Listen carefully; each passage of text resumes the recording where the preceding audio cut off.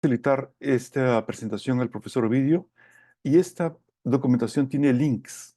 En la medida en que vayamos avanzando, tiene enlaces. En la medida que vayamos avanzando, ustedes van a poder tener acceso a una serie de artículos y de reportes de nuestro centro. Eh, y aparte, también a la librería y ejemplos de la librería. Y entonces, tenemos esa primera parte de documentación. Luego viene una introducción y una motivación. Luego hablaré de las propiedades básicas de los métodos miméticos. Después presentaré los métodos miméticos en una dimensión y luego cómo ellos se extienden a dos dimensiones y tres dimensiones. Luego, una vez presentado todo esto, em, presentaré algunos ejemplos de ecuaciones diferenciales, de cómo convertir ecuaciones diferenciales en, digamos, cómo aplicar el método mimético en las ecuaciones diferenciales. Y lo que harán esta aplicación será lo siguiente. Va a convertir todos los operadores diferenciales en espacio en una matriz. Em, y luego hablaremos de la tarea. Para poder hablar de la tarea, necesitaré más adelante, em, ya que los operadores en cualquier dimensión se convierten en matrices, las variables envueltas en cualquier dimensión se tienen que convertir en vectores para poder aplicar los operadores en vectores. Y entonces,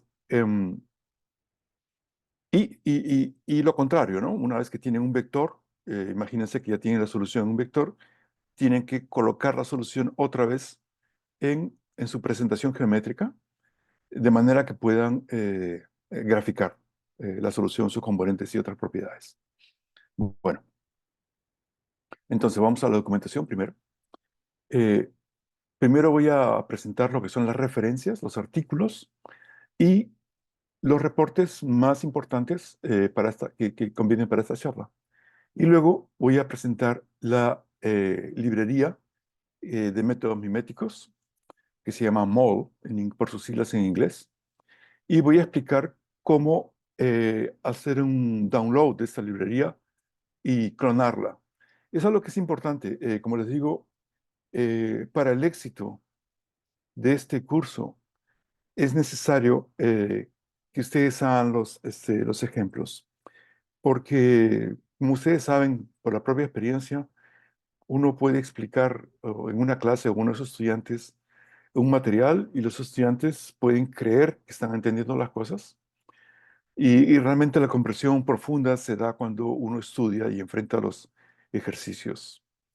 Entonces, como les digo, es parte esencial para poder tercer nuestra primera clase práctica, que es el próximo miércoles, que de aquí a allá ustedes puedan bajar la librería, ver los ejemplos, explorar eh, cómo son ellos y tratar de hacer por lo menos los primeros ejercicios, que es lo que les voy a explicar al final. Y nosotros en las siguientes clases, básicamente lo que vamos a hacer es resolver esos ejercicios juntos. Entonces es bueno que ustedes lo intenten por su propia cuenta, porque si no, en realidad el curso, digamos, va a tener un efecto muy poco profundo, porque después de algunas semanas nos habremos olvidado todo. Es mi experiencia personal. Si uno no trabaja en ello, realmente no tiene utilidad. Bueno, entonces, aquí tenemos eh, el primer artículo, es el primer artículo que realmente hizo aparecer esta familia de métodos miméticos que voy a presentar, que le llamo diferencias miméticas. Después van a haber otras nomenclaturas. Este artículo inicial es del año 2003. En el 2013 apareció un libro que explica con más detalle el método y del 2003 al 2013 hubo un montón de desarrollos que se tradujeron en aplicaciones y en nuevos artículos. Si ustedes ven el libro, que he visto que es posible conseguir por ahí, em, en versión electrónica. Em, si ustedes ven el libro realmente tiene centenas de referencias, más de 100 solamente para el método mimético y tiene referencias a otros métodos que originaron este método mimético o son dos desarrollos ulteriores de otros métodos también. Luego, em, en 2020 aparece eh, una nueva versión de este método, una versión más de mejor aproximación, más rápida y especialmente las matrices son esparsas, cosa que no ocurría con el método original. Y esto se ve, como les digo, se ve en este artículo.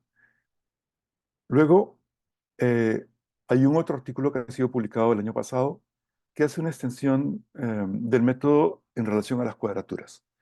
Pero, digamos, en este curso no voy a enfocar mucho en ello para aquellos que tengan intensidad haciendo clic en estas palabras que están en rojo, pueden tener acceso directamente a los artículos. Bueno, aquí están los reportes, que está en el centro. El centro tiene reportes desde el año 2003, más o menos. Los más recientes que se refieren a este método están señalizados aquí. Como ven, tienen las siglas CSRCR y luego viene un año y luego viene un mes. Perdón, no un mes, no, sino un index, un número de enumeración. Entonces, el primer artículo trata de unos métodos de interpolación miméticos de alto orden. Eh, Cuando desarrollamos estos métodos fue debido a una serie de razones, pero una de ellas fue un problema que teníamos con los interpoladores de MATLAB. Y descubrimos que los interpoladores de MATLAB eran de segundo orden solamente. Y nosotros necesitábamos interpoladores de mayor orden. Así que eh, en algunas aplicaciones eh, probamos, comparamos los dos y descubrimos que nuestros operadores son muy superiores a los de MATLAB. Cuando están en segundo orden son iguales, exactamente iguales. Y a partir de ahí, uno puede tener interpoladores de cuarto, sexto y octavo orden y son muy baratos. Son matrices esparsas. Luego tenemos una serie de artículos de conservación de energía. Uno que es en el 2022, que es la ecuación de 1D de advección. En 2023, la ecuación en 3D de advección. Y tenemos también otro hacia finales de año em, para leyes de conservación de energía. Em, Estos tres artículos han sido, perdón, estos dos que referencian, digamos, el primero no, pero los otros dos sí han sido sometidos a publicación, están siendo revisados. Y además de eso, hay un artículo en donde se prueba las identidades de cálculo vectorial. O sea que el método, si uno discretiza, mejor dicho, si uno, en el cálculo vectorial uno tiene operadores de Laplacianos, de gradiente, de rotacional, de divergencia. Si uno usa las versiones discretas, uno puede verificar las leyes, las identidades del cálculo vectorial con esos operadores. Entonces es una propiedad interesante porque es una de las cosas que supuestamente los métodos miméticos deberían replicar. Y eso está disponible también en este reporte del año 23, el número 5, y que también ha sido sometido a publicación. Bueno, aquí hay esta página o este slide hace referencia a cómo tener acceso a la librería y lo que se espera que ustedes hagan para antes de la próxima sesión del miércoles. Si ustedes hacen clic en la palabra mol, fíjense que aparece una manito y aparece realmente un enlace. Si ustedes hacen clic, los va a llevar directamente a la librería, que está en Git, es una librería abierta. Em, lo que se pide es que hagan un fork de la librería, o sea, están creando su propia área en la librería. Y aparte de eso, hacer un download o un clon, o sea, clonar la librería o bajarla. Y después vienen dos secuencias paralelas, una es para hacer el download y otra para hacer el clonamiento o la clonación. Realmente, perdone mi español, pero ya no recuerdo realmente bien, especialmente porque mi esposa es brasileña, entonces hablo casi todo el tiempo portugués y ya no recuerdo bien cuáles son las palabras eh, correspondientes al español. Entonces ahí, si ustedes quieren hacer el download, tienen esas tres instrucciones. Hay hay un botón, digamos, verde en la misma librería, que lo único que tienen que hacer es presionar y seguir las instrucciones que aparecen ahí. O si quieren hacer una clonación, abren un terminal y em, hacen el proceso de clonación y bueno, siguen esta secuencia de instrucciones. Para hacer el fork que está en la estación 2, lo único que tienen que hacer es documentarse, hacer un git eh, git fork, y eso les indica cómo hacerlo, es simplísimo. Y luego, ustedes una vez que hagan eso, van a encontrar fácilmente, la librería de bajarla demora 2, 3 segundos, una cosa, es muy rápida. Y una vez que hagan eso, pueden abrir los ejemplos. Hay dos versiones de la librería en este momento. Uno está en MATLAB y otro en C++. Y si ustedes, nosotros vamos a trabajar en MATLAB, que en realidad es MATLAB Octave o Octave. Y para aquellos que realmente les gusta así, les gustaría, digamos, usar C++ por una serie de ventajas, están también la versión de C++, pero ella demanda que usen otros paquetes, como por ejemplo Armadillo, BLAS, la PAC, etcétera. Hay una serie de cuestiones que hay que bajar e instalar. Están las instrucciones disponibles, todo ello está en el README, en el archivo README de la librería. Entonces, como les digo, eh, solo para recapitular, hoy vamos a hacer una introducción a miméticos. Les voy a dejar una tarea. El viernes vamos a hacer una revisión teórica de la parte más profunda que es totalmente independiente de la tarea.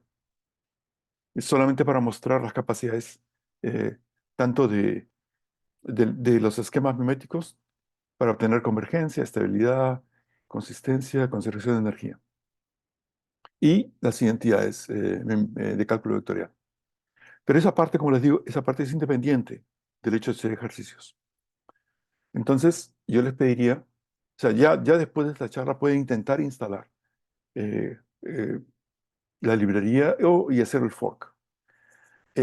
Como les decía, es importante porque todos ustedes trabajan en algunos ejemplos de interés y sería bueno poder compartir estos ejemplos am, en, para otros usuarios de la librería a nivel mundial.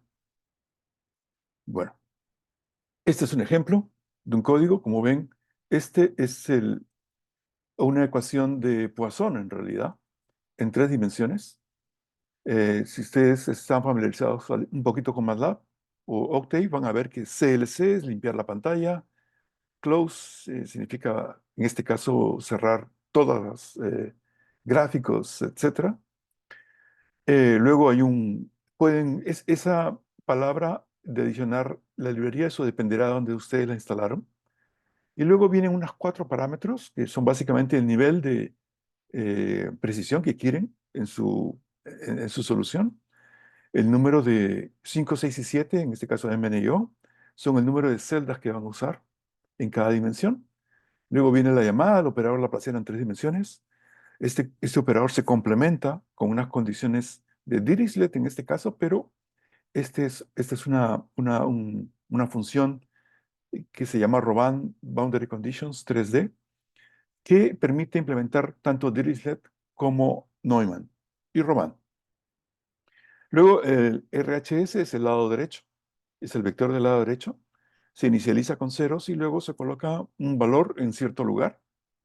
En este caso particular, en una de las fases, digamos, del cubo que estamos definiendo, o del paralelepípedo.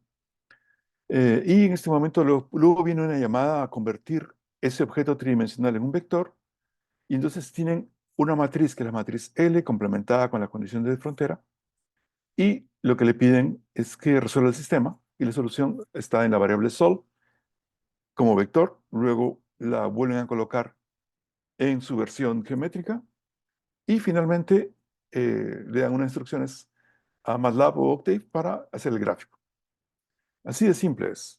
Eh, Ahora, si ustedes, esto no quiere decir que solamente sirva el método para problemas simples, no.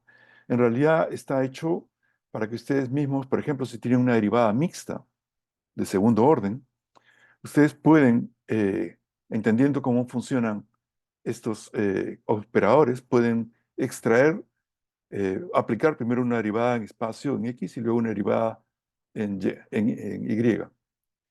Em, bueno, entonces vamos a comenzar con la parte de motivación. Em, ¿Qué cosas son los métodos miméticos? Luego, propiedades de las diferencias miméticas e historia. Esa historia es importante para hacer una diferenciación de a qué método mimético nos estamos refiriendo. Pero voy a dar una pequeña, un par de slides hablando de qué cosas son las diferencias miméticas, cuáles son sus propiedades y un poquito de historia. Bueno, ¿qué cosas son las diferencias miméticas? Son esquemas numéricos basados en operadores de diferencias miméticas para resolver ecuaciones diferenciales parciales. ¿Cuáles son los operadores de diferencias miméticas? Son aquellos operadores que están compuestos por eh, análogos discretos de los operadores básicos del cálculo vectorial, como son divergencia, gradiente, rotacional, bueno, laplaciano también. ¿Qué propiedades tienen estos operadores, o que se esperan de estos análogos discretos de los operadores miméticos? Es que repliquen no solamente las identidades del cálculo vectorial, sino que también repliquen simetrías de la solución, leyes de conservación, conservación de masa, energía, otras identidades fundamentales, eventualmente del cálculo tensorial y en versiones más modernas del cálculo exterior. Em, Como les dije, no sé si todos ustedes estuvieron presentes en la charla del congreso que hubo la semana pasada, pero hay dos versiones de la palabra mimética. La primera es básicamente tratar de hacer que los métodos miméticos cumplan ciertas propiedades a partir de ciertas identidades integrales, como son los métodos, todos los métodos miméticos hasta el año 2005 más o menos. Y hay otros que a partir de allí empiezan a hacer una formulación más general, basada en geometría diferencial y en álgebra topológica. Y, y bueno, estas versiones son muy completas, reproducen la derivada exterior, reproducen una serie de operadores. Y como veremos también más adelante, el viernes seguramente, un poco de aquello.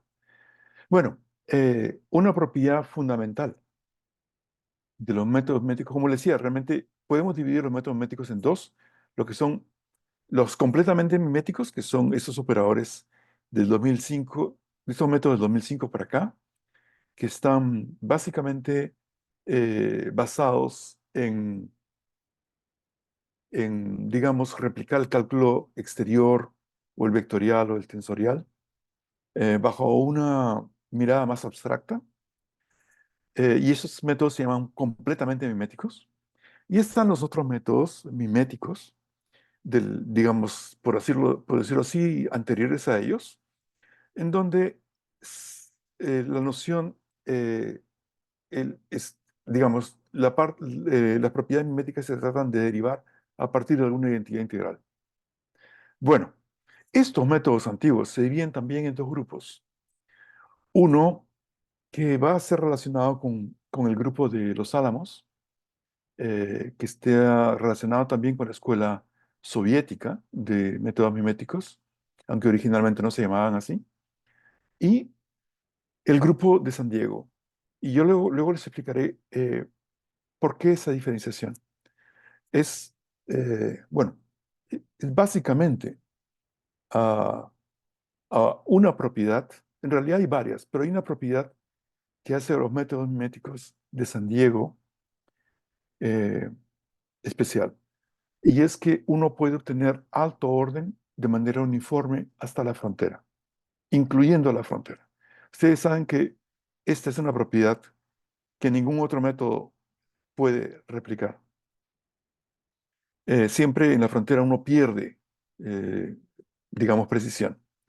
Bueno, los métodos miméticos, digamos, las diferencias miméticas, como las llamamos nosotros, tienen esta propiedad. Eh, Aparte de otras, especialmente cuando comparadas con los métodos completamente miméticos. Bueno, un poquito de historia, como les decía, en la mitad de los 50 hasta la mitad de los 70 más o menos, el grupo Samarsky en la Unión Soviética desarrolló los primeros métodos miméticos, aunque no los llamaban de esa manera. En Estados Unidos fueron introducidos en el año 77 por Margolin y Adams en, en el Laboratorio Nacional de los Álamos, en un reporte de laboratorio, y este grupo se vio enriquecido por algunos miembros del grupo Samarsky que emigraron de la Unión Soviética para Estados Unidos. Y ellos fueron a trabajar en el laboratorio de los Álamos, desarrollando estos métodos miméticos. Como les digo, allí se genera una cosa denominada el método de operadores de soporte, que es justamente digamos, coleccionando algunas de las informaciones obtenidas durante los últimos 40 años. Pero este método adolece de un problema serio y es que tiene solamente segundo orden. Bueno, em, luego aparecen las diferencias miméticas.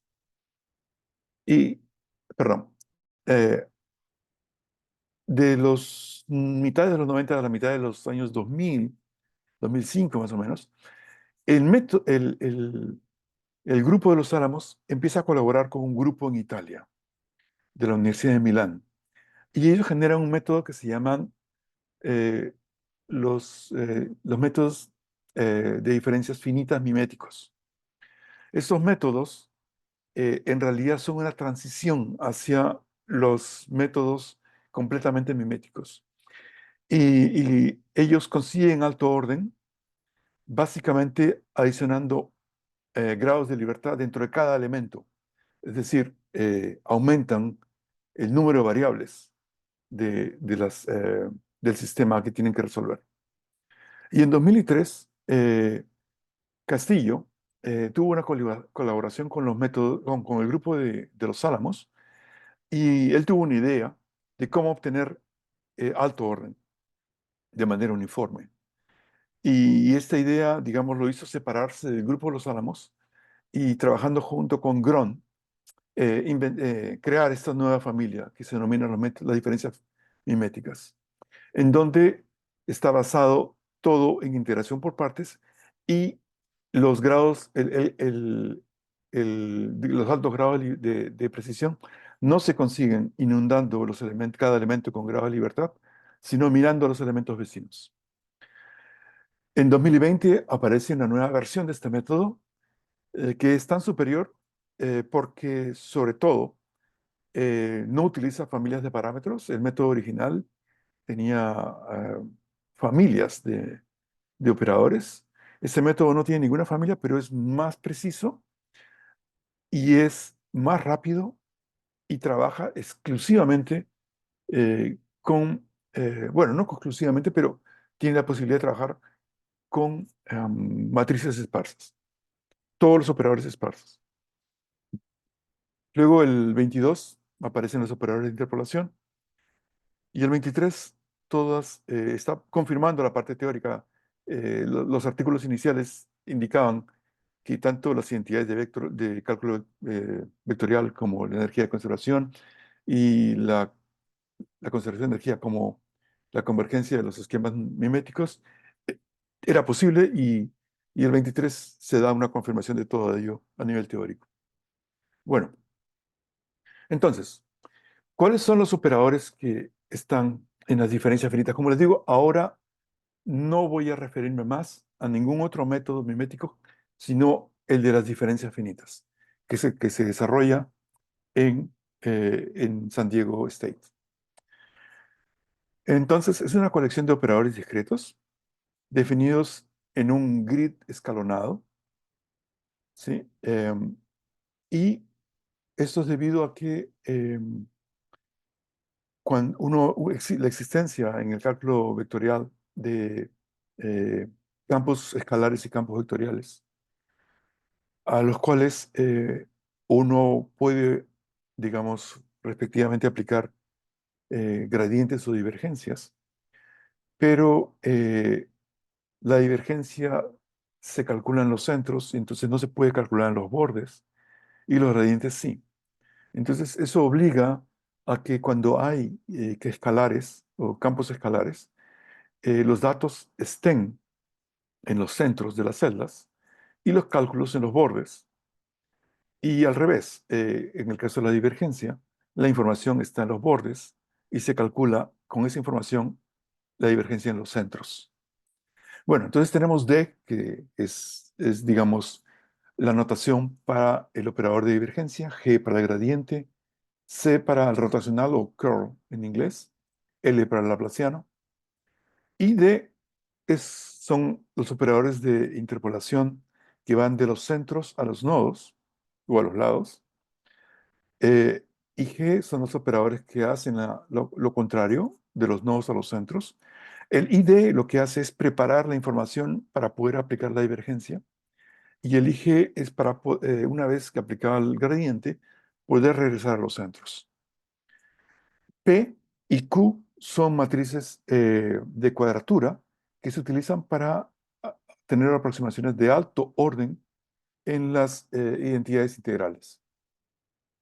Los operadores todos se representan por matrices no rectangulares, debido a que el número de lados y el número de celdas en una malla no es el mismo. Y ya que, por ejemplo, el gradiente toma información en los centros y la devuelve y devuelve el cálculo en los lados, no puede ser un vector, perdón, una matriz cuadrada. Y ellos actúan en vectores, es decir, cualquier objeto tridimensional tiene que ser convertido en un vector primero. eh, y para ello en MATLAB se usa la función reshape o en Octave. Bueno, por simplicidad, como les digo, en realidad esto es posible llevarlo a un grado de complejidad mayor, pero por ahora, por cuestiones de ser un curso introductorio, vamos a hablar básicamente de los campos escalares y vectoriales que mencioné, los operadores de gradiente y divergencia, y que los operadores son representados por matrices y que actúan sobre vectores. Esto es recalcando otra vez lo que habíamos dicho en el caso anterior. Y nuevamente, para enfatizar una idea, tenemos, imagínense que tengamos en el centro hay una línea en donde aparecen 5 celdas que van de 0 a 0.2, de 0.2 a 0.4, de 0.4 a 0.6, de 0.6 a 0.8 y 0.8 a 1. Ven 5 celdas o células, no sé cómo las prefieran llamar, o elementos, y están los centros de las celdas señalados con 0.1, 0.3, 0.5, 0.7 y 0.9. Los bordes son 0 y 1. Entonces tenemos aquí un grid escalonado en una dimensión. El operador gradiente toma la información de los centros de las celdas y de las fronteras del dominio y devuelve los cálculos en los bordes, o digamos los lados o las caras o los nodos, que serían 0, 0.2, 0.4, 0.6, 0.8 y 1. Y el operador de divergencia toma la información en los nodos y devuelve el cálculo en los centros. C aquí indica centros, F indica caras o lados o digamos, bordes de los elementos, y B es la frontera, o sea, 0 y 1. Esto para mostrar cómo actúan estos operadores. Bueno, esto es para simplemente enfatizar lo anterior. No tiene mayor información. Bueno, ¿qué propiedades básicas? Aquí hay un pequeño resumen, pero en realidad hay muchas más. Pero voy a explayarme un poquito. Por ejemplo, el hecho de que, por ejemplo, en este caso, si yo tengo un campo vectorial FD, perdón, la discretización de un campo vectorial F, y que llamémosla FD, cuando aplico el gradiente sobre ese campo discreto escalar para un campo constante, debe darme el vector cero. Y eso se traduce en que la representación matricial del gradiente tiene que tener la propiedad de sumas cero. Es decir, cuando aplico la matriz sobre un vector constante, imagínense un vector de unos, entonces lo que me devuelve el producto es la suma de todas las entradas o las componentes de la matriz G de cada fila, y eso tiene que darme cero. Lo mismo pasa con la divergencia. La divergencia de un vector constante, discreto constante, tiene que ser cero. Entonces, eso también hace con que la suma de las entradas de cada fila de la matriz que representa a la divergencia tiene que ser cero. Por otro lado, una propiedad que uno desea es esta propiedad en tres dimensiones que se denomina la, digamos, la, déjeme traducirlo, el teorema de divergencia de Gauss extendido. En una dimensión se llama la fórmula de integración por partes. Si ustedes reemplazan U, el dominio tridimensional, por un intervalo AB, ahí pueden reconocer claramente la fórmula de integración por partes. La integral que está a la derecha es la evaluación de, em, digamos, del producto del campo escalar y el campo vectorial en las fronteras del dominio. Bueno, cuando uno utiliza los operadores miméticos para sustituir o crear un análogo discreto de la ecuación anterior, se llega a que los operadores G, que es la discretización del gradiente, el operador D, que es la discretización de la divergencia, las matrices P y Q que son utilizadas, que son matrices diagonales con entradas positivas, que son, digamos, que generan productos internos generalizados, tienen que reproducir lo que uno tendría en 1D, que sería el producto del campo vectorial, del campo escalar F en 1 o el campo vectorial B en 1 menos el campo escalar en 0, producto con el campo vectorial en 0.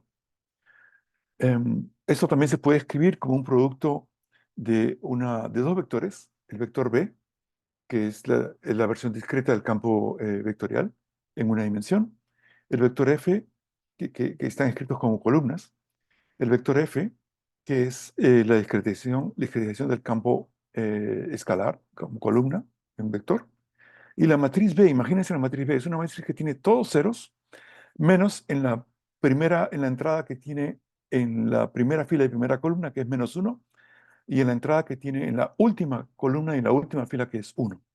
Si ustedes hacen ese producto, obtienen exactamente esa fórmula. Entonces, los operadores son construidos de manera que satisfacen esta propiedad.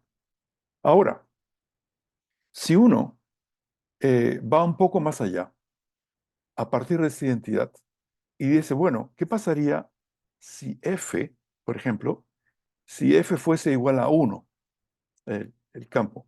Entonces, ¿qué pasaría? De la línea anterior, sabemos que G aplicada en f constante es 0. Entonces, el primer término al lado izquierdo es 0. Y esto lleva, haciendo consideraciones para, eh, para un V general, llega a que ese producto que está en la penúltima fila tiene que darme ese vector eh, que está, que está escrito ahí, el vector columna -1, 0, 0, 0, 1.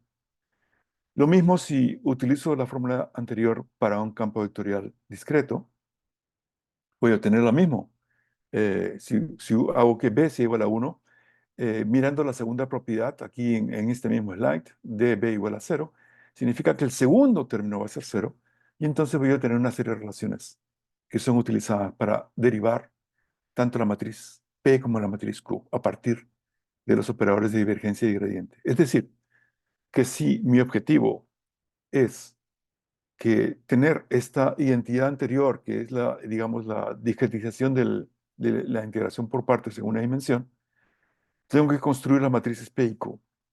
Si yo tuviese las matrices D y G, podría hacerlo.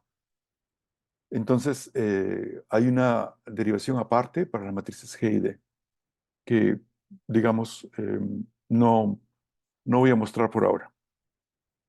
Bueno, voy a mostrar, perdonen que me haya dilatado un poco, y es porque el resto es una parte que podemos ir relativamente rápido.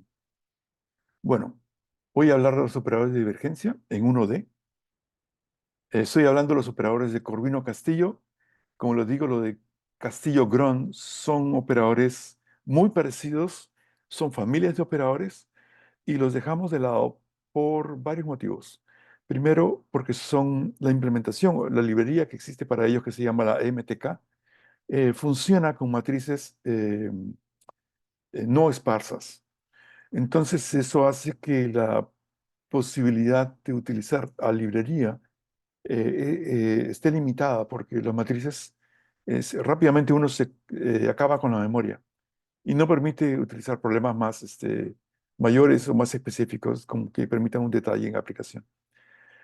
Y por otro lado, por una serie de propiedades, la calidad de la librería de Corvino Castillo, que tiene ejemplos, que tiene más documentación, es superior a la del método MTK, que es la librería de Castillo-Grón. Bueno, entonces voy a hablar de los operadores de divergencia, gradiente, interpolaciones, cuadratura y de frontera. Bueno, aquí solamente voy a, a mostrar cuáles son esos, un resumen de cuáles son esos operadores. Em, no pretendo hacer la derivación, solamente voy a mostrar cómo se deriva un caso particular, cómo se podría derivar en un caso particular, no queriendo decir que necesariamente derivamos de esa manera. En realidad, la derivación original es de una manera diferente, pero para efectos de mostrar cómo se deriva, por ejemplo, más bien, eh, digamos, con finalidad, um, la palabra se me va, didáctica, es voy a mostrar cómo se hace un ejemplo particular de otra manera más adelante. Em, entonces, observen, en K igual a 2 significa orden de precisión igual a 2. Esta matriz D no es una matriz cuadrada.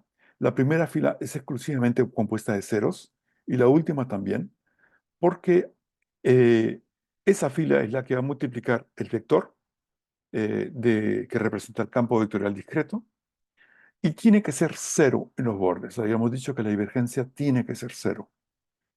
Eh, Uno calcula la divergencia en los centros y extiende el valor de la divergencia a los bordes, digamos, fijándola en cero. H es la longitud de cada una de las celdas. Entonces ustedes ven que es el operador usual de segundo orden para calcular una derivada de primer orden con una precisión de segundo orden. No, no tiene ningún misterio. Usa los centros que están a los lados, ¿sí? Para calcular, la, para hacer el cálculo, perdón, usa la información que está en los nodos a los lados para calcular la derivada en el centro. Bueno, el cuarto orden está allí. Se ve que nuevamente la primera fila es cero. La segunda fila es para calcular la divergencia en el centro de la primera celda. Y tiene unos coeficientes un poco extraños. Y eso es lo que permite justamente que este cálculo sea de alto orden. Y luego explicaré un poco por qué. Y luego a partir de allí viene un stencil que calcula una derivada de cuarto orden utilizando las dos, digamos, si ustedes quieren calcular la divergencia en el centro de una celda, pueden utilizar los dos nodos que están inmediatamente a la derecha y los dos nodos que están inmediatamente a la izquierda, con esos coeficientes y van a obtener una aproximación de cuarto orden. Los puntos suspensivos indican básicamente que es así, que se repite todo ello, y al final, en la penúltima fila, aparece la misma segunda fila, solo que de manera simétrica y con los signos cambiados. Y esto hace referencia a que justamente está tratando de calcular eh, la divergencia en, en el, en el centro de la última celda. Y nuevamente la última fila es cero, y esto es debido a que nuevamente es el cálculo de divergencia en el centro, perdón, en el borde derecho. Bueno, aquí tienen los casos para la divergencia de orden sexto y de orden octavo. Pueden ver que ahora no solamente necesito calcular, para poder calcular alto orden, no solamente lo necesito en el primer centro, sino en el segundo, en el centro de la segunda celda. Y luego viene un esquema que calcula para todos los centros de celda interiores el mismo esquema. Lo mismo pasa con octavo. Ahora necesito no solamente cálculo en el centro de la primera celda, la segunda y la tercera. Sí, necesito esos tres. Entonces son coeficientes especiales. Bueno, y a partir de ahí vienen los coeficientes para los centros de forma genérica, digamos los regulares. Bueno, para el gradiente, similarmente, tienen estos coeficientes. Fíjense en la misma estructura. Solamente las fronteras son las que tienen una estructura especial o cerca de la frontera. El gradiente de cuarto orden también tiene la misma propiedad. El gradiente de sexto orden y el gradiente de octavo orden. ¿Sí?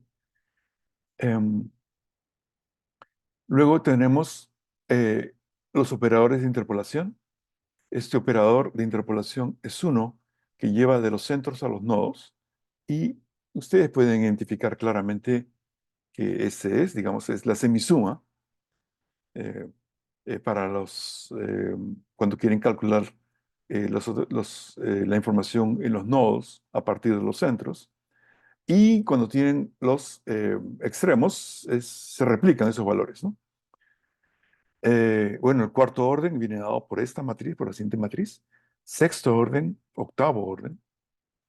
Y lo mismo cuando quieren un operador de interpolación que lleve la información de los bordes a los centros para poder aplicar el gradiente después. eh, Se necesitan, bueno, se tienen estos operadores muy parecidos. ¿Sí? Bueno, el operador laplaciano L se obtiene como un producto de la divergencia por el gradiente. Eso también es una identidad del cálculo vectorial. Y el superíndice K hace referencia al grado de precisión. Si ustedes quieren un laplaciano de octavo orden, van a tener que multiplicar una divergencia de octavo orden por un gradiente de octavo orden.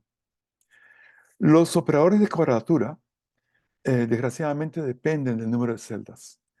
Sin embargo, a medida que aumenta el número de celdas, los coeficientes se van aproximando a uno. En el laplaciano el producto es el producto de matrices. Sí, sí. El laplaciano se obtiene como un producto de matrices. El operador G, digamos, si ustedes tienen n celdas, el operador G lleva los centros a los nodos. Entonces, tengo n celdas más los dos de frontera, tengo n más 2 columnas. Y como hay n más 1 nodos, el operador G va a tener n más 1 filas por n más 2 columnas. Y el operador D hace lo contrario, tiene n más 2 filas por n más 1 columnas. De manera que el producto es n más 2 por n más 2. Pero ya que la divergencia tiene coeficientes ceros en la primera fila y en la última, entonces la placina va a obtener también los mismos valores. Va a tener cero en toda la frontera y valores, digamos, correspondientes a la Laplaciano en el interior. Bueno, estaba mencionando que eh, los pesos de cuadratura, la matriz Q y la matriz P, eh, tienen estas características, tienen estos valores que a medida que aumenta el número de celdas van variando, pero cada vez se van aproximando más y más a uno. Y se puede demostrar que a partir de cierto momento, prácticamente numéricamente no hay ninguna diferencia. Eh, Especialmente para, no tanto para los valores que están en las primeras componentes, pero sí a partir de cierto momento, fíjense, los coeficientes ya prácticamente son iguales a uno. Eh, bueno, lo mismo ocurre con la matriz P. La propiedad es muy similar. Es decir, el primer coeficiente es uno, el último también es uno por simetría. Los primeros coeficientes son números, algunos mayores que uno, algunos menores que uno, pero asintóticamente se van aproximando a uno y llega un momento en que un cierto coeficiente ya es prácticamente uno.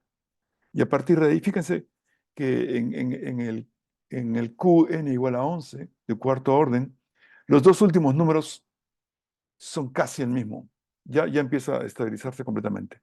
Y si tuviera un n mucho mayor, ustedes ven prácticamente que los coeficientes son todos unos. Es decir, hay un gran número de coeficientes que son todos unos o próximos a uno en el centro.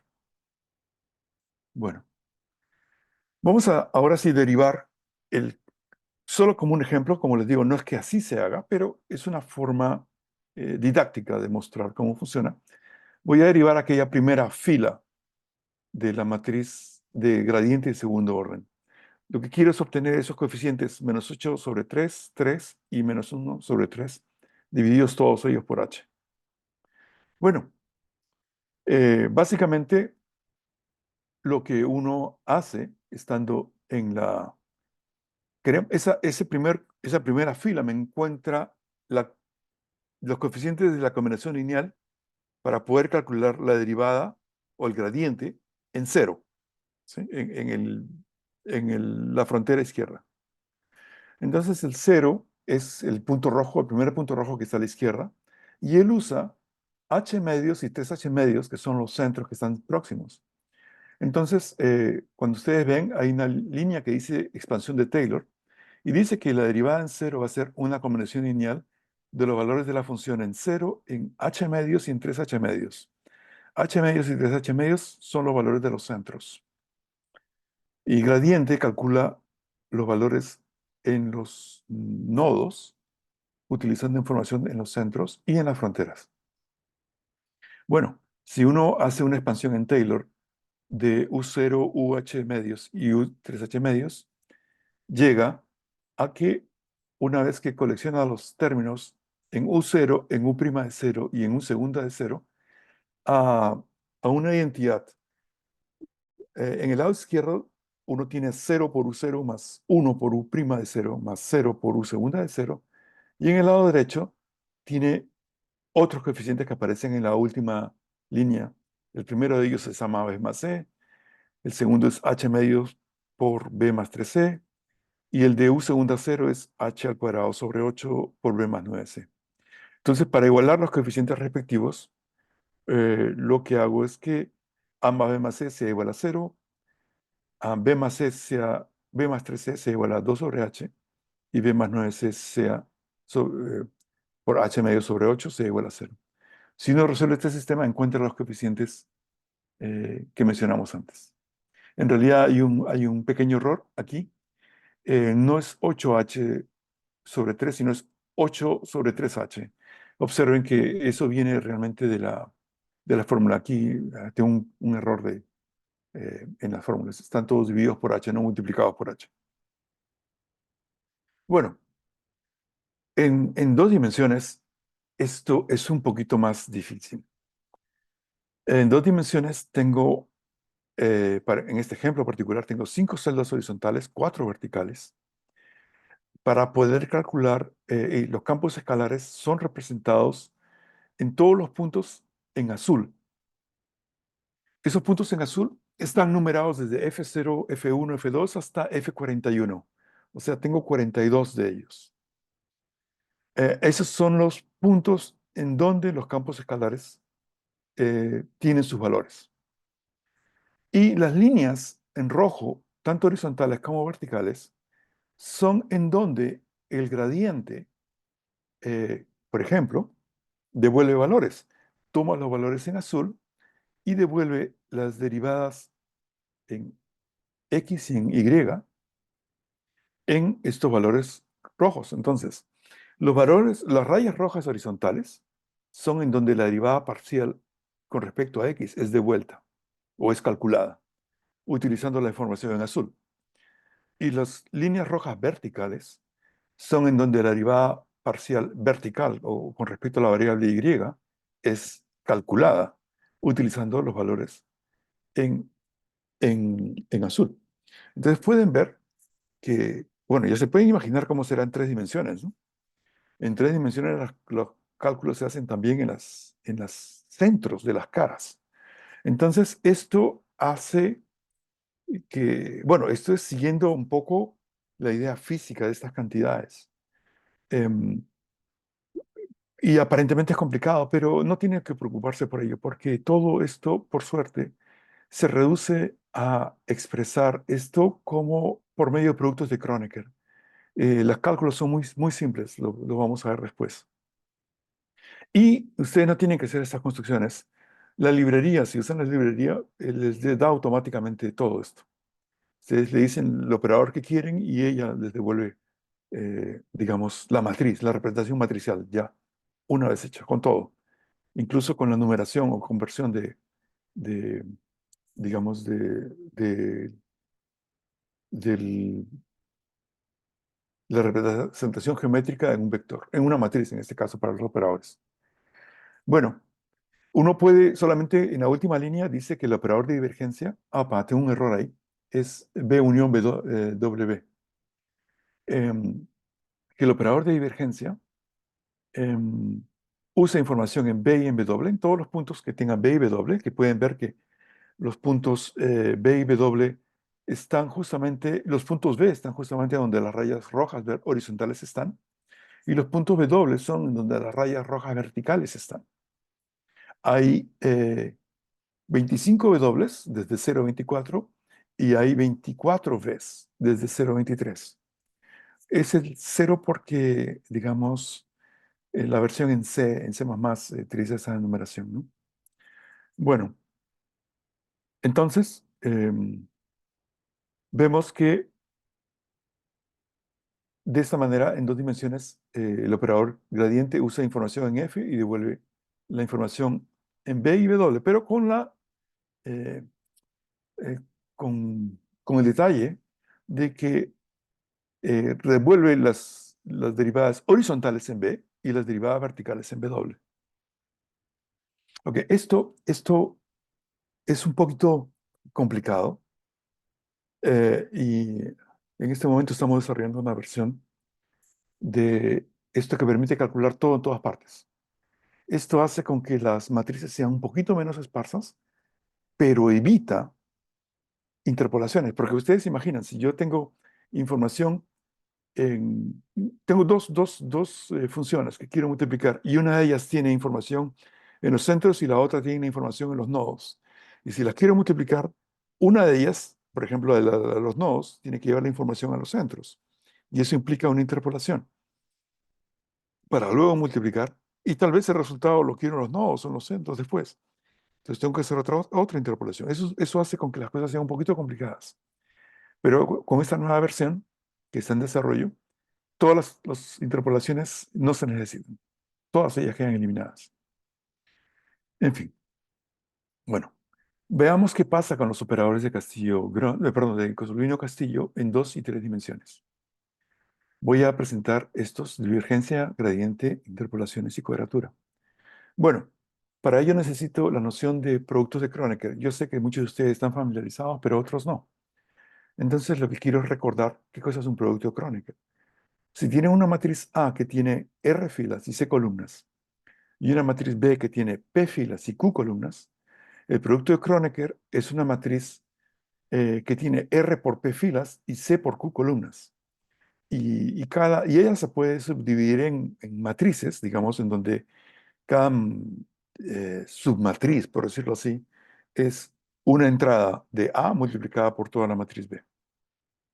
Bueno, esta notación es muy útil justamente para explicar los operadores en varias dimensiones. Por ejemplo, el operador de divergencia, supongamos que tuviesen en dos dimensiones m celdas horizontales o n verticales, y si fuesen tres, o en profundidad. Y entonces el operador de divergencia en dos dimensiones usa el operador de divergencia en una dimensión de precisión k. O sea, si ustedes quieren calcular el operador de divergencia de segundo orden, y para eso coloco una XY, una XY, Y, perdón, con un superíndice k que indica la precisión, él se obtiene como una composición de dos. Uno de ellos es el operador, es el producto de Kronecker de una cierta matriz I sombrero, que es básicamente la matriz I, a la cual se le ha añadido una fila de ceros adelante, una primera fila de ceros y una última fila de ceros. Producto de Kronecker con el operador de divergencia en X, del orden K. Y la segunda parte del operador de divergencia es el operador de divergencia de una dimensión, pero en I, en Y, perdón, producto de Kronecker con I sombrero, que tiene en M, ¿no? Donde está explicado lo que es abajo. Entonces, la primera componente es la que me devuelve la derivada parcial con respecto a X, en todo el dominio. Y la segunda, en todo el dominio, digo, o sea, en las líneas rojas horizontales. Y la segunda parte es el que me devuelve en las líneas rojas verticales. Entonces, la primera parte es la derivada con respecto a X, la segunda parte es la derivada con respecto a Y. Y bueno, análogamente, el operador de divergencia en tres dimensiones de X, Y, Z, de orden K. Bueno, similarmente, el operador de gradiente, en lugar de ser una fila, es escrito como columna. ¿Sí? Nuevamente utiliza esos operadores I, pero no usa los I como antes y sombreros, sino que usa los transpuestos de ellos. Bueno, y en el fondo tiene sentido, porque recuerden que la dimensión del gradiente es como si fuese la dimensión de la divergencia transpuesta, ¿no? Bueno, los operadores de interpolación son matrices diagonales que tienen esa estructura especial. Esta es la interpolación para la divergencia y esta es la interpolación para el gradiente. ¿Sí? Las matrices de pesos también tienen una estructura similar a los interpoladores. Fíjense la similitud, es impresionante. Y los pesos para cuando tengo una integral que envuelve un gradiente, o sea, la matriz P, está expresada también con la misma, eh, digan, forma tensorial. Bueno, todo esto ha sido una introducción general y cómo se usa esto. O sea, sabemos que existen, eh, no hemos ido en profundidad, pero tenemos una idea de cómo se construyen. Y entonces lo que vamos a hacer es, digamos, básicamente voy a mencionar cómo es que ellos se usan. Y nuevamente vamos a ver, en principio, ustedes saben, vamos a ver que su uso parece ser muy fácil, solo que siempre, como se dice, el diablo está en los detalles, ¿no? Cuando uno quiere adicionar, por ejemplo, las condiciones de frontera, uno tiene que tener un cierto cuidado. Cuando uno quiere desarrollar un esquema que, por ejemplo, tenga una iteración temporal, uno tiene que dar unas condiciones iniciales. Entonces, todo esto hay que trabajarlo con un detalle, pero en principio es fácil. Vamos a ver cómo. Por ejemplo, esto es un slide que habla de eh, los discretos análogos, los análogos discretos, perdón, de ciertas ecuaciones diferenciales más importantes, que son la ecuación de Poisson, la ecuación de difusión y la ecuación de onda. Por ejemplo, la ecuación de difusión es el laplaciano igual a f. Eh, Algunas personas usan el menos el laplaciano igual a f, justamente por querer resaltar el hecho de que el operador laplaciano de esa forma tendría los autovalores de forma positiva. Bueno, si uno discretiza esa ecuación, o sea, esta ecuación de Poisson tiene una segunda condición, que es la condición de Dirichlet U igual a G en la frontera. Em, miren, habíamos dicho que eh, yo tengo que convertir esto en un sistema lineal, ¿sí? Para resolver y encontrar los valores de U, o la aproximación numérica de los valores de U. Entonces, quiero construir una matriz A, que es la matriz A del sistema lineal. Y para ello uso la matriz L de 3 dimensiones. Este es un problema en 3 dimensiones. Uso la Laplaciano en X, Y, Z. Em, Tiene un superíndice K que no está puesto aquí, que es el orden de precisión que ustedes desean.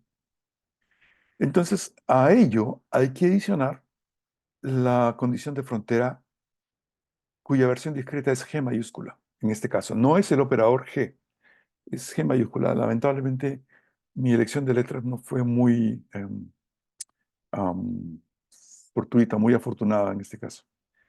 Entonces,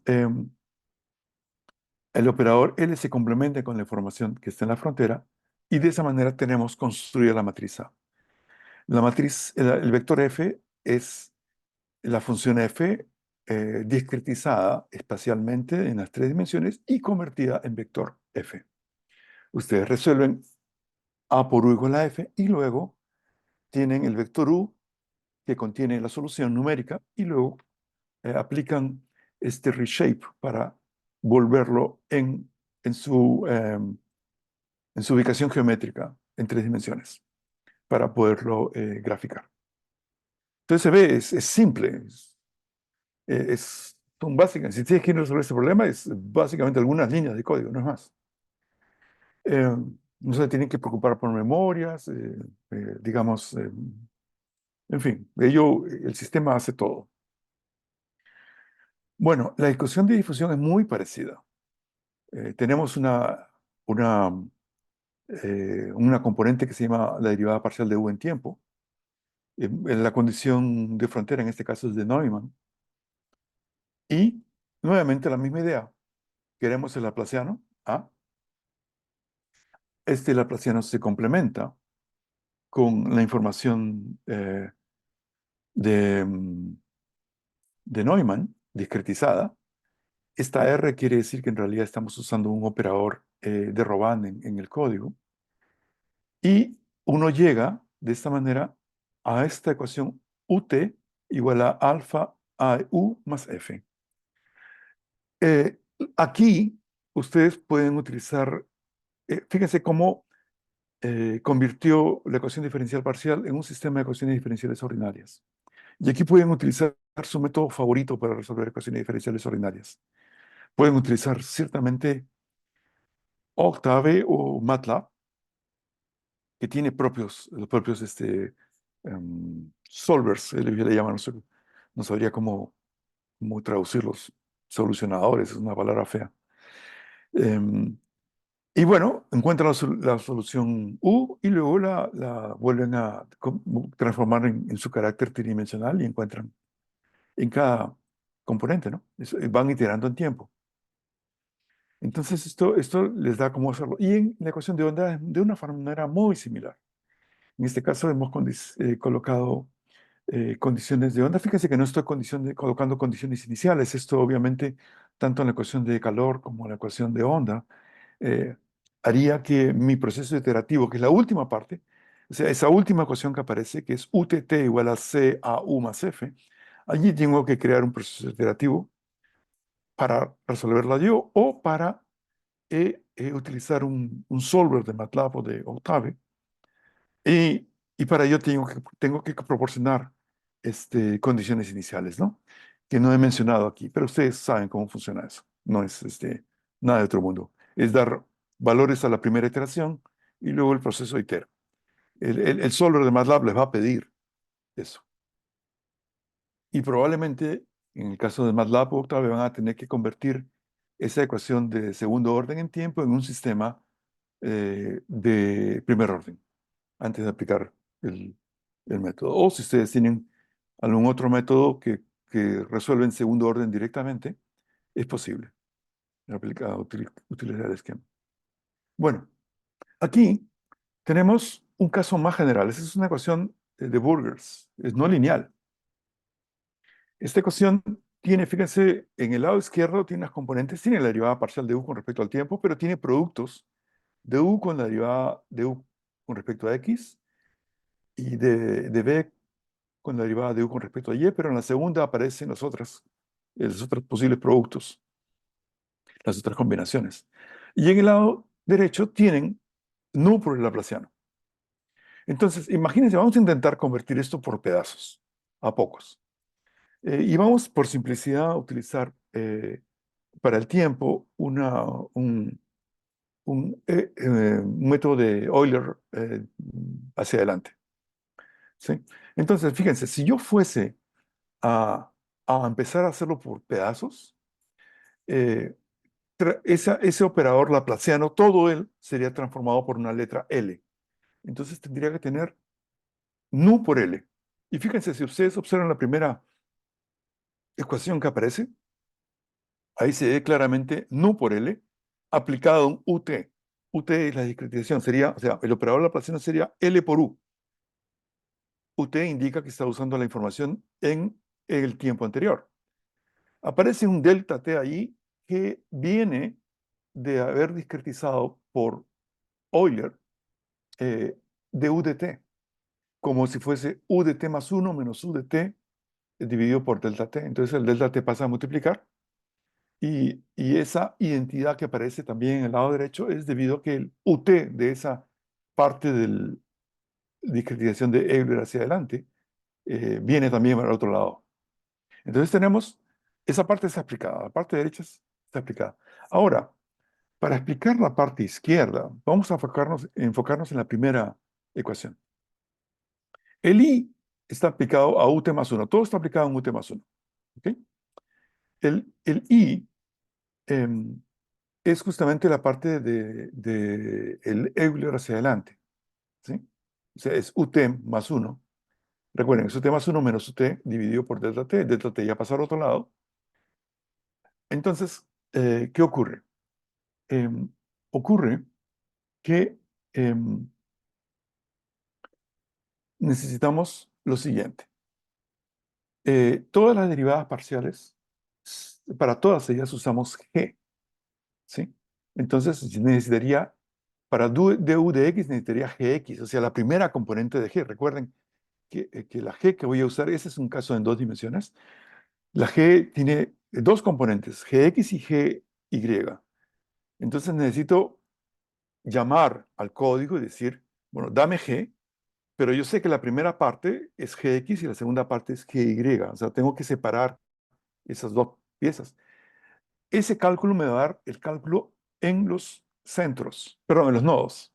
Cuando G calcula, usa información de los centros y devuelve los nodos. Entonces tengo que, para devolver la cantidad a los centros, usaría el operador de interpolación, que devuelve de los nodos a los centros. Y ese es el operador IG, em, que también tiene dos partes, un en X y una en Y. Ahora, ¿por qué quiero la información en los nodos? Porque estoy asumiendo que la información de U y B está en los centros. Entonces, la derivada parcial de U con respecto a X me va a dar la información en los nodos. Entonces, tengo una cantidad que está en los centros multiplicada por otra que está en los nodos. Eso me va a dar problemas. Como la Laplaciano también está en los centros, entonces es mejor llevar todo a los centros. Y, y la derivada con respecto a U, de U con respecto al tiempo también está en los centros. Entonces, me lleva todo a indicar que es mejor trabajar en los centros. Así por eso aplico el gradiente y luego la interpolación. Y para poder, digamos, manipular o aproximar con un sistema lineal esa ecuación no lineal, lo que hago es utilizar la U y la B de la iteración anterior. Esa información yo la tengo y no la necesito calcular y la introduzco como si fuese una matriz cuadrada en donde en la diagonal está U en la iteración anterior o B en la iteración anterior. ¿Sí? En la otra línea aparece U en la nueva iteración. ¿Por qué? Porque la primera ecuación me devuelve U en la nueva iteración. Y entonces ya tengo esa información, la puedo usar.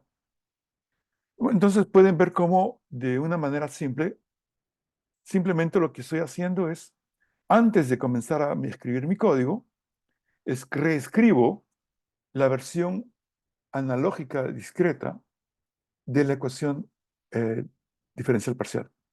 Y ya sé cuál es, o sea, ahí la tengo. Eso es lo que tengo que escribir en Mol, en la librería. ¿Sí? Bueno, aquí eh, hay enlaces. Estos son trabajos hechos por otros estudiantes de cursos eh, del, de un curso que dictamos aquí de métodos miméticos. Y esta primera ecuación de la ecuación de Burs es justamente es un trabajo hecho por un estudiante. Y luego hay otros modelos de ecuaciones. Las dos últimas son de compresión de imágenes. No, perdón, no de compresión de imágenes, no de procesamiento de imágenes. Eh, y luego tenemos la de Klein-Gordon-Maxwell, que es un sistema bastante complicado.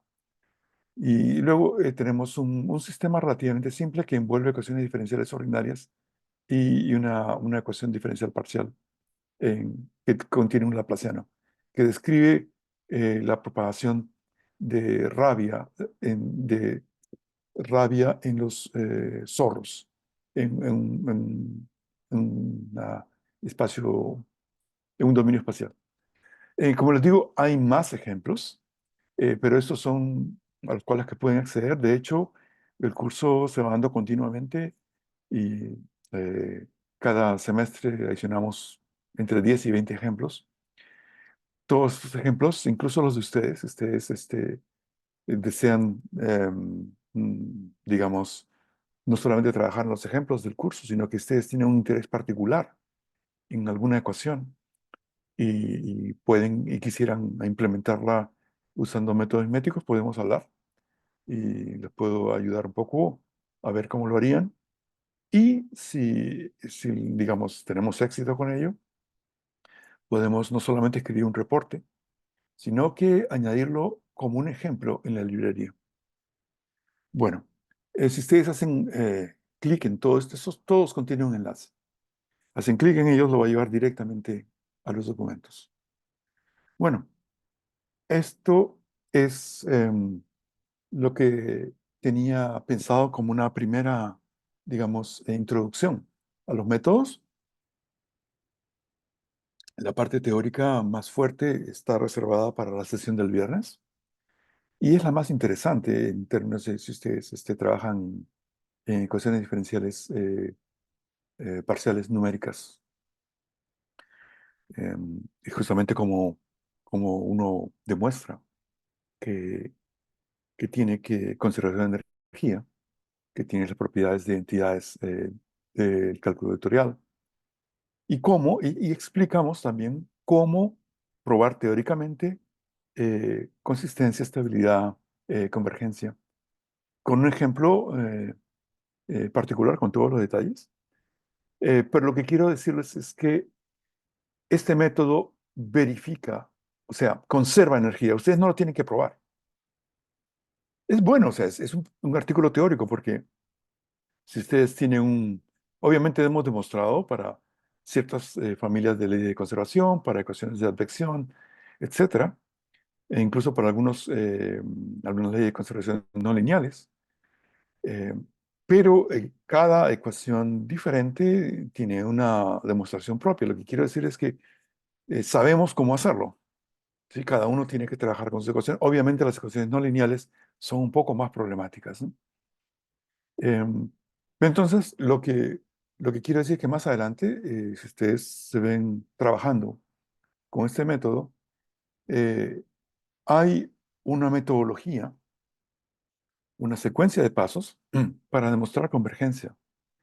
Y tienen obviamente que, si es que la ecuación envuelve una derivada parcial temporal, obviamente tienen que indicar un método numérico relativamente de alto orden en tiempo, porque Si tienen alto orden en espacio y usan bajo orden en tiempo, van a terminar perdiendo todo el alto orden, ¿no? Pero lo que quiero comentarles es que esto, el día de hoy hemos hecho una introducción, tenemos una idea de lo que son los métodos miméticos, eh, que son, uno básicamente representa una ecuación diferencial parcial en, elimina todas las derivadas espaciales por matrices, ¿sí? Y luego tiene un sistema de ecuaciones diferenciales ordinarias que se resuelve ya sea con un solver en MATLAB o con una discretización que sea la que ustedes deseen, o ustedes mismos implementan la discretización. Bueno, entonces voy a continuar y voy a presentar la tarea que les voy a pedir.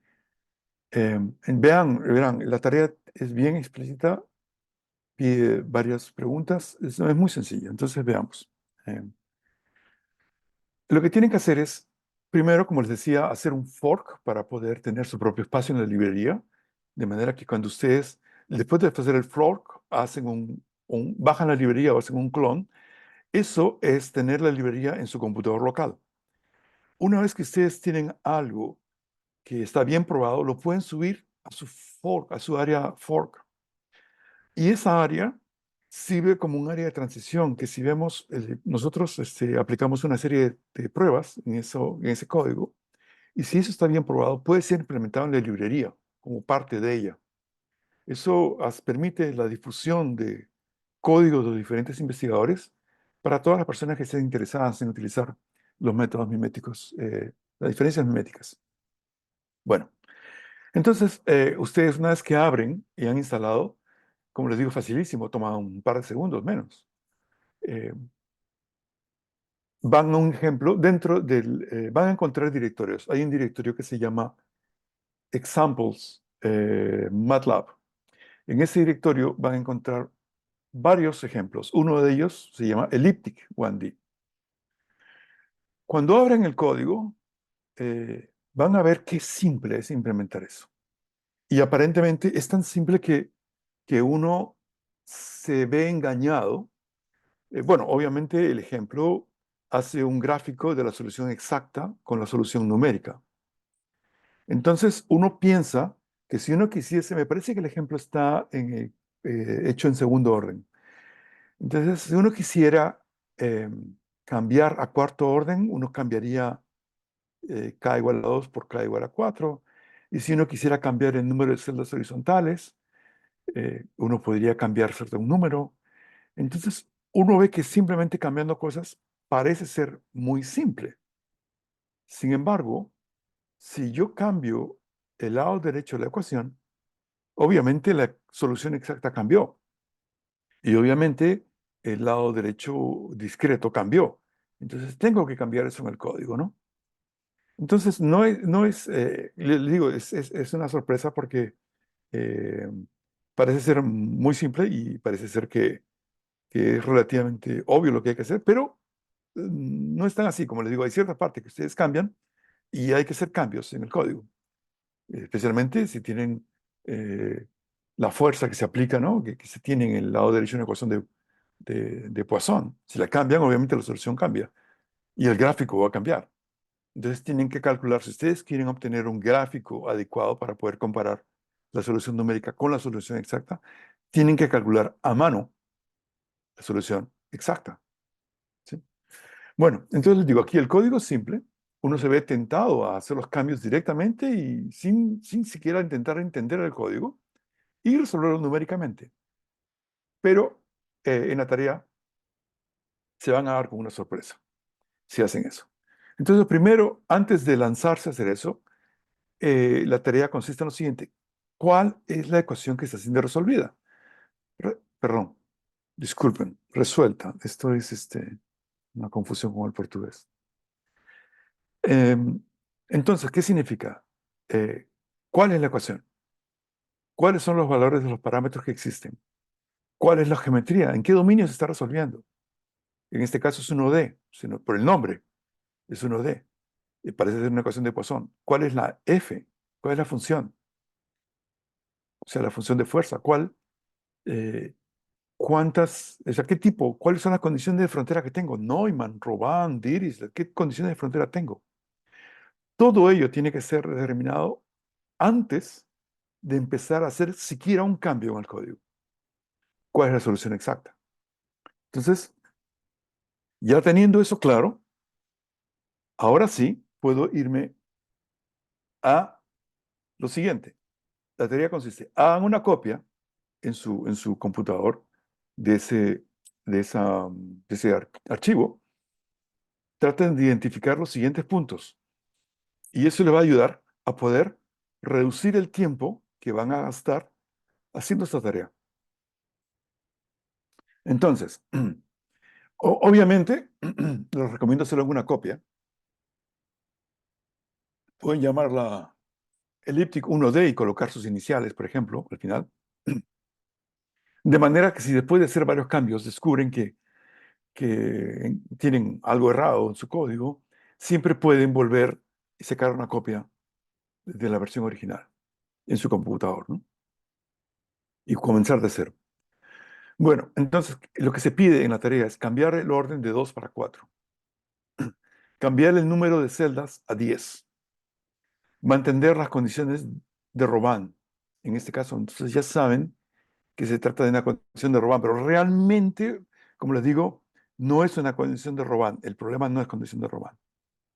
Pero tiene que utilizar la función de Robin de la librería, porque la función de Robin implícitamente involucra los casos de Dirichlet y de Neumann. Entonces le dice aquí, bueno, tenían una cierta función de fuerza F eh, que van a ser cambiada ahora por el valor 1.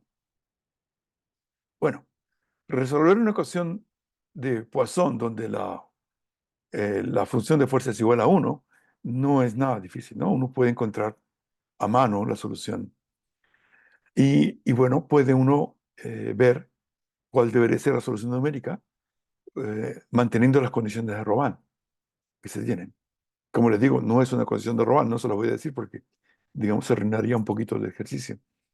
Lo que tienen que hacer es correr el ejemplo y ver los ejemplos, los cambios que se hicieron y efectivamente em, verificar que la solución numérica aproxima la solución real. Ustedes pueden cambiar el orden a 8, a 6, hacer los cambios que quieran, pero eso es el mínimo que les pido.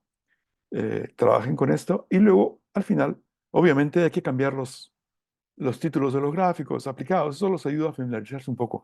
Ya está el código ahí.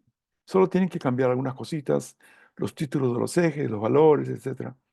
Entonces eso les da una cierta familiaridad, sentir más cómodos con manipular esto.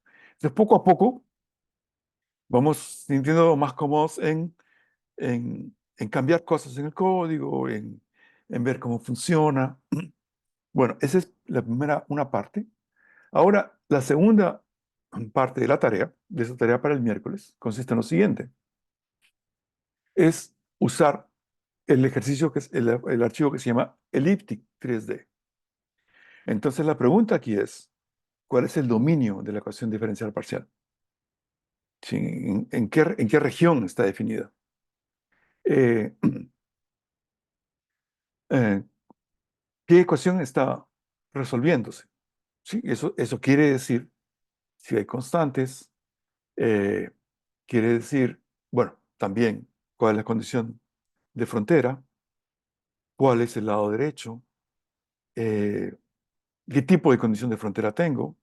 Y aquí dice, cambia la condición de frontera a ser 100, o sea cual sea la condición de frontera, esto aparentemente es un cubo, el dominio, parece ser, pero ustedes tienen que decirme no solamente que es un cubo, sino que es un cubo que va de tal valor a tal valor, ¿sí? Eh, eje por eje. Entonces hay que indicar eh, que cambien la condición de frontera que sea 100 en la cara frontal del cubo y el resto cero, ¿no? O no, perdón, la condición de frontera existe. Y lo que se está pidiendo es que modifiquen la cara frontal de la condición de frontera a ser 100. Las otras deben permanecer como están. ¿Sí? Entonces es correr el ejemplo o rodar, no sé, correr el ejemplo con los cambios que han hecho. Esto es básicamente la tarea para el miércoles. Es una tarea simple, pero como estamos comenzando a familiarizarnos con la librería, hay parte de una tarea que es un poco de curiosidad, a ver qué cosa tiene la librería, qué ejemplos tiene. eh, Van poco a poco familiarizando. ¿Qué pasa si es que quiero modificar la condición de Neumann, de Robin? ¿Cómo es que hago esto aquí? Y puedo encontrar ejemplos que tengan esas condiciones, esos casos ya implementados, ¿no? Particularmente aquí se hace énfasis en identificar la ecuación diferencial parcial, luego ver qué diferente es trabajar un ejemplo en 1D o en 3D, ¿sí? Entonces, todo ello, ahora, estas son las primeras. Luego, más adelante, vamos a ver este ejemplo parabólico, en donde, fíjense, hay una secuencia de problemas. ¿Cuál es el dominio, la ecuación, la condición inicial, la condición de frontera, la fuerza? Hay un criterio de estabilidad de Neumann. ¿Cuál es? ¿Qué cosa es lo que dice? Etcétera, etcétera. ¿Qué pasa si utilizo un, un sistema en tiempo que es implícito, explícito, etcétera, etcétera? Todo ello. Te tiene un montón de preguntas, pero ello no lo vamos a hacer. Luego, hay una segunda tarea que es implementar en 2D la ecuación, este sistema parabólico. Es la primera vez que ustedes van a implementar un problema, ¿sí? De cero. Luego tenemos para la siguiente sesión una ecuación de onda, eh, ¿sí? Que está en ese archivo. Eh, Se llama onda 1D Fourier. Luego, bueno, hay una serie de indicaciones y se indica cómo construir la solución. O sea, esto ya son problemas más elaborados. Y luego se pide revisar eh, cuáles son las ecuaciones de onda en 1D y 2D los archivos. Entonces, como les digo, estamos yendo hacia, o sea, ya tenemos las tres primeras sesiones prácticas. Esas son las tareas. Si ustedes desean, pueden ir adelantando. Yo estaría contento con que hayan intentado seriamente resolver las tareas elípticas. O sea, el próximo miércoles es elíptico, el siguiente miércoles parabólico, el siguiente miércoles es hiperbólico. Y todavía nos quedan dos sesiones más que son para sus propios proyectos personales o otros ejemplos que no son estos básicos que vamos a tratar de resolver. Por ejemplo, ¿qué pasa cuando aparecen derivadas mixtas? Eh, ¿Qué pasa cuando tengo una condición de frontera mixta? ¿Qué pasa? En fin, eh, ¿cómo resolver esos casos? ¿Qué pasa cuando mi dominio es curvilíneo? ¿Sí? Porque hasta ahora aparentemente todos los dominios son cartesianos y uniformes. ¿Qué pasa cuando tengo un dominio cartesiano que no es uniforme? ¿Sí? Todas estas cosas tienen solución en la librería. La librería ofrece solución para todo esto. Y esos casos, por ejemplo, no los voy digamos, atacar desde ahora porque estoy considerando la posibilidad que alguno de ustedes esté interesado en o intentar resolver numéricamente un sistema de ese interés. Y para ello estoy reservando las dos últimas sesiones por ahora. Caso que no ocurra eso, podemos ir a enfrentar los casos curvilíneo, los casos donde no es uniforme, los casos en donde hay condiciones, digamos, hay derivadas mixtas, no solamente ocurre el laplaciano ni el gradiente de la divergencia, sino que hay otros términos un poco más complejos. ¿Sí? Bueno, esto es lo que tenía preparado para hoy. Em, em, Ovidio, ¿cómo terminamos?